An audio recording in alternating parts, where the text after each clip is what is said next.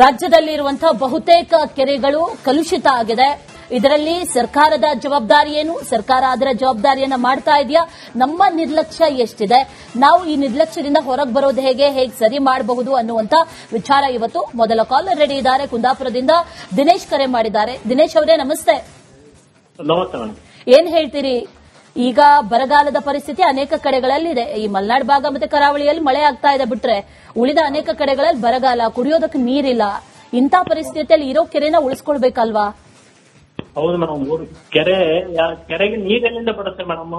ಹೊಳೆಯಿಂದ ಬರುತ್ತಾ, ನದಿಯಿಂದ ಬರುತ್ತಾ? ಅಲ್ಲಿ ಕ್ಲೀನ್ ಇದ್ರೆ ಅವಾಗ ಕೆರೆ ಕ್ಲೀನ್ ಇರುತ್ತೆ. ಕೆರೆಯಲ್ಲಿ ಊಟ ತೆಗ್ ಬಿಡಲ್ಲ, ಹೊಳೆಯಲ್ಲಿ ಮರಳು ತೆಗಿಯಕ್ ಬಿಡಲ್ಲ.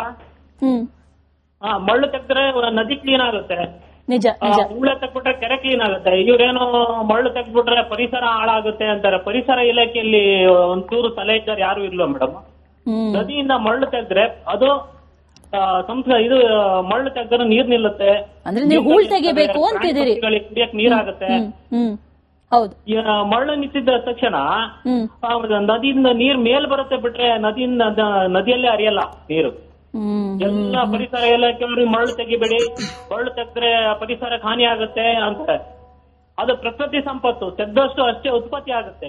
ಮರಳು ಇಡೀ ರಾಜ್ಯದಲ್ಲಿ ಮರಳು ತೆಗಿಯಕ್ಕೆ ಬಿಡಲ್ಲ. ಎಲ್ಲ ಎಂ ಸ್ಟ್ಯಾಂಡ್ ಅಂತೇಳಿ ಎಂ ಸ್ಟ್ಯಾಂಡ್ ಕಂಪನಿಯವರು ಇವರಿಗೆ ದುಡ್ಡು ಕೊಟ್ಟಿದಾರ ಅಂತ ಕಾಣಿಸುತ್ತೆ ಪರಿಸರ ಇಲಾಖೆಯವರಿಗೆ. ಸರ್, ಒಂದು ಮರಳು ತೆಗೆದ್ರೆ, ನದಿಯಲ್ಲಿ ಮರಳು ತೆಗೆದ್ರೆ ಪ್ರತಿ ಸಲ ಅಷ್ಟೇ ಮರಳು ಬಂದು ಕೂಡುತ್ತೆ. ಯಾರಿಗೂ ಸರ್ ಇದ್ರ ಬಗ್ಗೆ ಯಾರಿಗೂ ಒಂದು ಚೂರು ನಾಲ್ಕಿಲ್ಲ ಸರ್. ಭದ್ರಾ ನದಿ ನೋಡಿ ಸರ್, ನದಿ ಮುಚ್ಚೋಗಿದೆ. ಭದ್ರಾ ನದಿ ಮುಚ್ಚೋಗಿದೆ. ಆಲ್ ರೈಟ್ ದಿನೇಶ್ ಅವರೇ, ಧನ್ಯವಾದ ರಿಪಬ್ಲಿಕ್ ಕನ್ನಡ ಜೊತೆ ಮಾತಾಡಿದಕ್ಕೆ. ನೋಡಿ, ಮರಳು ಬಗ್ಗೆ ಮಾತಾಡ್ತಿದ್ದೀರಿ. ಈಗ ಇದು ವಿಚಾರ ಬಂದು ನೀರು, ಕುಡಿಯುವ ನೀರಿಗೆ ದನ ಕರುಗಳು ನೀರು ಕುಡಿಬೇಕು, ಮನುಷ್ಯರು ಕೂಡ ನೀರು ಕುಡಿಬೇಕು. ಸೊ ಹಂಗಾಗಿ ಇದಕ್ಕೆ ಸಂಬಂಧಪಟ್ಟಂಗೆ ನಮ್ಮ ಪ್ರಶ್ನೆ ಆಗಿರುತ್ತೆ. ಮರಳು ಮಾಫಿಯಾ ಅದು ಮತ್ತೊಂದು ಮಗದೊಂದು, ಅದನ್ನ ಮುಂದಿನ ದಿನಗಳಲ್ಲಿ ಅದ್ರ ಬಗ್ಗೆ ನಾವು ಮಾತನಾಡ್ತಾ ಹೋಗೋಣ. ಮತ್ತೊಬ್ಬರು ಕಾಲರ್ ರೆಡಿ ಇದ್ದಾರೆ, ನಾಗರಾಜ್ ಅಂತ ಹೇಳಿ.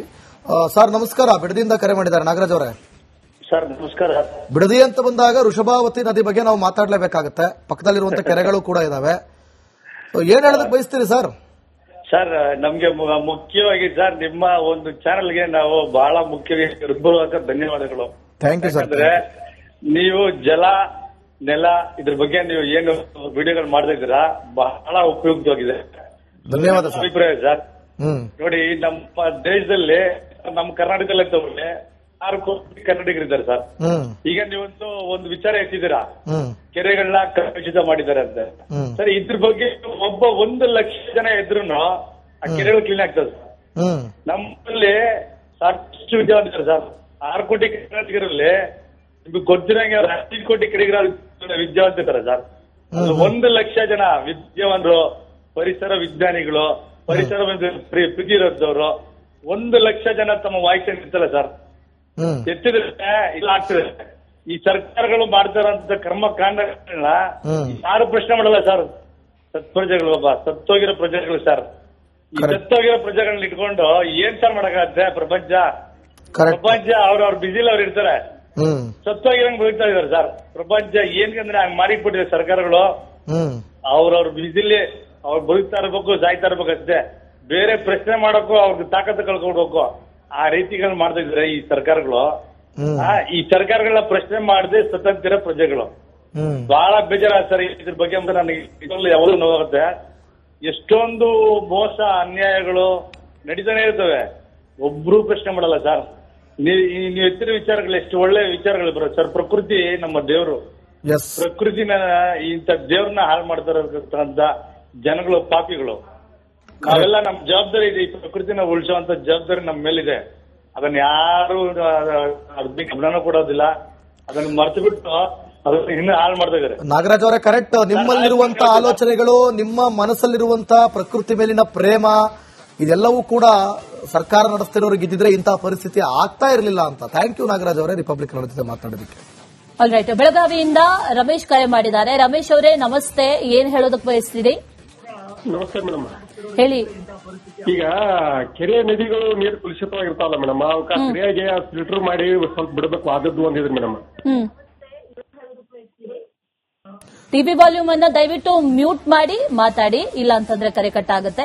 ನಿಮ್ ವಿಷಯ ಏನಿದೆ, ನಿಮ್ ವಿಚಾರ, ಅಭಿಪ್ರಾಯ ಏನಿದೆ ಅದನ್ನ ದಯವಿಟ್ಟು ತಿಳಿಸಿ.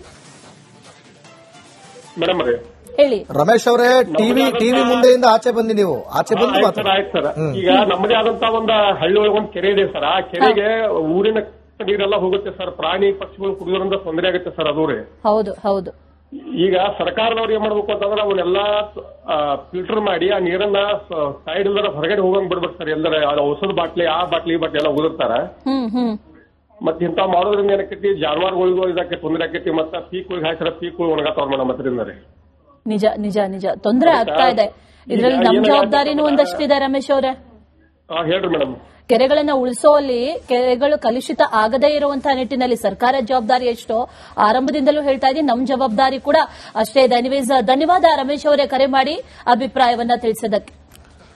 ಸೊ ಮಂಡ್ಯದಿಂದ ಅಭಿ ಅನ್ನೋರು ಕರೆ ಮಾಡಿದ್ದಾರೆ. ಅಭಿ ಅವರೇ ನಮಸ್ಕಾರ. ಸರ್ ನಮಸ್ಕಾರ ಸರ್. ಏನ್ ಹೇಳೋದಕ್ಕೆ ಬಯಸ್ತೀರಿ ಸರ್? ಇವತ್ತು ಕೆರೆಗಳು, ಕುಡಿಯೋ ನೀರು, ನದಿ ಪ್ರತಿಯೊಂದು ಕೂಡ ಮಲಿನ ಆಗ್ತಾ ಇದೆ. ತುಂಬಾ ನೋಡ್ತಾ ಇದೀವಿ ಸರ್. ನೀವು ಜನಗಳ ಹೋಗಿ ಕೇಳೋದು ಮನೆ ಬಗ್ಗೆ ಅದೆಲ್ಲ ಪ್ರೋಗ್ರಾಮ್ ಸಖತ್ತಾಗಿ ಬರ್ತಾ ಇದೆ ಸರ್ ನಿಮ್ದು. Thank you sir. ರಾಜಕೀಯದವರು ಸ್ವಲ್ಪ ನೀವು ತೋರಿಸಿದ್ದನ್ನ ಕ್ಲಿಯರ್ ಮಾಡ್ಕೊಂಡ್ ಬಂದ್ರೆ ತುಂಬಾ ಖುಷಿ ಇರುತ್ತೆ ಸರ್. ಅದು ಮಾಡ್ತಾ ಇದಾರೆ ಅಭಿ ಅವರೇ. ಎಲ್ಲ ಕಡೆ ನಾವು ಬಂದ್ ಕಡೆ ಎಲ್ಲ ಆಗ್ತಾ ಇದೆ, ಕೆಲಸಗಳು ಶುರು ಮಾಡ್ಕೋತಾ ಇದಾರೆ, ಮಾಡ್ತಾ ಇದಾರೆ. ಬಟ್ ಆದ್ರೆ ಅಷ್ಟು ಪರಿಣಾಮಕಾರಿಯಾಗಿ ಮಾಡ್ತಾ ಇಲ್ಲ ಅಷ್ಟೇ. ನಾವು ತಗೊಂಡಷ್ಟು ಸೀರಿಯಸ್ ಅವ್ರು ತಗೊಳ್ತಾ ಇಲ್ಲ. ಅವ್ರು ತಗೊಳ್ಳೋದೇ ಇಲ್ಲ ಸರ್. ಏನ್ ಹೇಳೋದಕ್ಕೆ ಬಯಸ್ತೀರಿ? ಈಗ ಕೆರೆಗಳು, ನದಿಗಳು ಎಲ್ಲ ಮಲಿನಗೊಳ್ತಿರೋದ್ರ ಬಗ್ಗೆ ಏನ್ ಮಾಡ್ಬೇಕು ಸರ್ಕಾರದವರು ಒಂದ್ ಸ್ವಲ್ಪ ನೀಟಾಗಿ ಕ್ಲೀನ್ ಮಾಡಿ ಅದನ್ನೆಲ್ಲ ಕಲುಷಿತವಾಗಿ ಇದ್ರನ್ನೆಲ್ಲ ಕ್ಲೀನ್ ಮಾಡಿಕೊಟ್ರೆ ತುಂಬಾ ಚೆನ್ನಾಗಿರುತ್ತೆ ಸರ್. ಅದನ್ನ ಒಂದು ಕೇರ್ ಅನ್ನೋದೇ ಇಲ್ಲ ಅವ್ರಿಗೆ. ಕರೆಕ್ಟ್. ಜನಗಳಿಗೆ ಏನ್ ಹಸು ಕುಡಿಯುತ್ತೆ, ಜನಗಳಿಗೆ ಎಲ್ಲದಕ್ಕೂ ಸಪ್ಲೈ ಆಗುತ್ತೆ ಸರ್. ಅದು ಈ ಊರ್ಗಳಲ್ಲಿ ಫಿಲ್ಟರ್ ವಾಟರ್ಗಳಂತ ಪಂಚಾಯತಿ ಕಡೆಯಿಂದ ಮಾಡಿದ್ದಾರೆ, ಒಂದೂ ಕ್ಲೀನ್ ಆಗಿಲ್ಲ ಸರ್. ಅದೇ ಕ್ಲೀನ್ ಆಗಿಲ್ವಾ? ಅದೇ ಕ್ಲೀನ್ ಆಗಿಲ್ಲ. ಪಂಚಾಯತಿಯಿಂದ ಫಿಲ್ಟರ್ ನೀರ್ ಏನ್ ಮಾಡಿದ್ದಾರೆ, ಆ ಟ್ಯಾಂಕ್ ನ ತಿಂಗಳಿಗೆ 15 ದಿನಕ್ಕೆ ತೊಳಿಬೇಕು ಅನ್ನೋದಿದೆ ಸರ್. 1 ವರ್ಷ ಆಯ್ತು, ಒಂದು ಫಿಲ್ಟರ್ ವಾಟರ್ನು ತೊಳೆದಿಲ್ಲ ಸರ್. ಪಾಚಿ ಕಟ್ಟಿದೆ. ಎಸ್ ಅಭಿ ಅವರೇ, ನೋಡಿ ಅಭಿ ಅವರು ಹೇಳ್ತಾ ಇದಾರೆ, ನೆಟ್ಟಗೊಂದು ಫಿಲ್ಟರ್ ವಾಟರ್, ಅದ್ರ ಹೆಸರೇ ಫಿಲ್ಟರ್ ವಾಟರ್, ಅದನ್ನೇ ತೊಳಿಲಿಲ್ಲ, ಅದನ್ನೇ ಕ್ಲೀನ್ ಮಾಡಿಲ್ಲ. ಈಗ ನಮಗ್ ಕಾಡ್ತಿರೋ ಪ್ರಶ್ನೆ ಇನ್ ಕೆರೆಯಲ್ಲಿ ಕ್ಲೀನ್ ಆಗುತ್ತೆ ಅಂತ.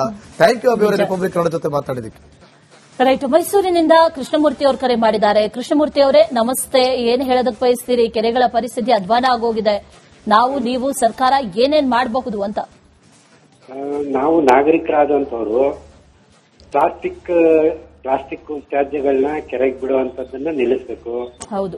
ಮತ್ತೆ ಕೋಳಿ ಕ್ಲೀನ್ ಮಾಡ್ತಾರಲ್ಲ ಮೇಡಮ್, ಕೋಳಿ ಅಂಗಡಿಯವರು, ಹೌದು, ಅಂಗಡಿ ಆ ತ್ಯಾಜ್ಯಗಳನ್ನ ಎಲ್ಲಂದ್ರೆ ಅಲ್ಲಿ ಬಿಸಾಕ್ದಾಗ ಮಳೆ ನೀರು ಏನಾಗ್ತದೆ, ಕೆರೆಗಳಿಗೆ ಹೋಗ್ತದೆ, ಕೆರೆಗಳಿಂದ ನದಿಗಳಿಗೆ ಹೋಗ್ತವೆ. ಹೌದು. ಈ ರೀತಿ ತ್ಯಾಜ್ಯಗಳು ಒಂದು ಕಡೆಯಿಂದ ಎಲ್ಲಾ ಕಡೆ, ಈ ಕೆಲವರು ಈ ಕೆರೆಗಳಲ್ಲಿ ಸೋಪಲ್ಲಿ ಸ್ನಾನ ಮಾಡೋದು, ಮತ್ತೆ ಕೆಲವು ಬಟ್ಟೆಗಳನ್ನ ಅಲ್ಲೇ ಬಿಟ್ಟು ಬಿಡೋದು, ಈ ತರ ಈ ಹೊಳೆಗಳಲ್ಲೂ ಅದೇ ಪರಿಸ್ಥಿತಿಯಾಗಿದೆ. ಹಂಗಾದಾಗ ತ್ಯಾಜ್ಯಗಳು ಸಂಪೂರ್ಣವಾಗಿ ಅಲ್ಲಿ ಕೆರೆಗಳಲ್ಲಿ ಮತ್ತೆ ನದಿಗಳಲ್ಲಿ ಸೇರ್ಕೊಳ್ತವೆ. ಅದನ್ನ ಸರಿಪಡಿಸಬೇಕು ಅಂತ ಅಂದ್ರೆ ಸರ್ಕಾರ ಅದಕ್ಕೆ ಸರಿಯಾದಂತ ಕಾನೂನು ನಿಟ್ಟಿನಲ್ಲಿ ಕ್ರಮ ಜರುಗಿಸಬೇಕು. ಪಂಚಾಯಿತಿ ಹಂತದಲ್ಲಿ ಸರಿಪಡಿಸಬೇಕು, ಮತ್ತೆ ತಾಲೂಕು ಹಂತದಲ್ಲಿ ಸರಿಪಡಿಸಬೇಕು.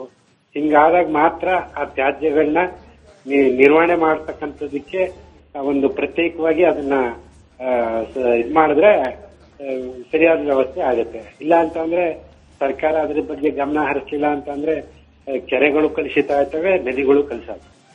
ನಿಜ. ಕೃಷ್ಣಮೂರ್ತಿ ಅವರೇ ಧನ್ಯವಾದ ಕರೆ ಮಾಡಿ ಮಾತಾಡಿದಕ್ಕೆ.